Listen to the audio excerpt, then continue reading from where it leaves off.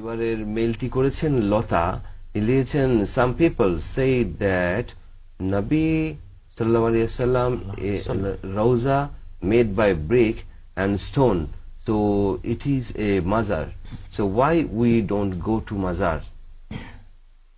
রাসূল করিম সাল্লাল্লাহু আলাইহি ওয়াসাল্লামের রওজা মুবারক যেহেতু ইট পাথর দিয়ে তৈরি, তো সেটিকে মাজার বলা যেতে পারে। আর রাসূল করিম সাল্লাল্লাহু আলাইহি ওয়াসাল্লামের রওজা যদি এভাবে ইট পাথর দিয়ে তৈরি হয়, তাহলে অন্যদের ক্ষেত্রে অসুবিধা কোথায়?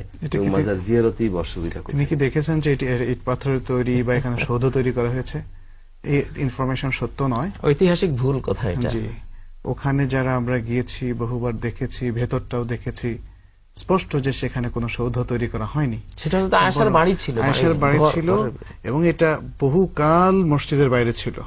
এরপরে তুর্কি সালতানাতের সময় প্রথম এটাকে মসজিদ যখন এক্সটেন্ড করা হয়, ওদিকে বাড়ানোর পরে ভেতরে ঢোকানো হয়, কিন্তু সেটাও ঘেরাওর ভেতরে আলাদা আলাদা, এবং সেটা খুবই সাদামাটা অবস্থায় আছে। পাশে আছে আবু বকর রাদিয়াল্লাহু তাআলা আনহুর কবর এবং ওমরের কবর, কোনোটার মধ্যে কোনো জৌলুস নেই, সেখানে কোনো নির্মাণ নাই, নির্মাণ নাই। এটা হয়তো আয়েশার ঘর, ঘরের ভিতরে দাফন করা হয়েছে। এবং এটা হচ্ছে কবর। রওদা যেটা উনি বলছেন, রওদা তো হচ্ছে পাশে, রওদাতু মা বাইনা কবরি ওয়া মিনবারি রওদাতু মিন রিয়াদিল জান্নাহ, যেটা সহিহ হাদিসের মধ্যে এসেছে।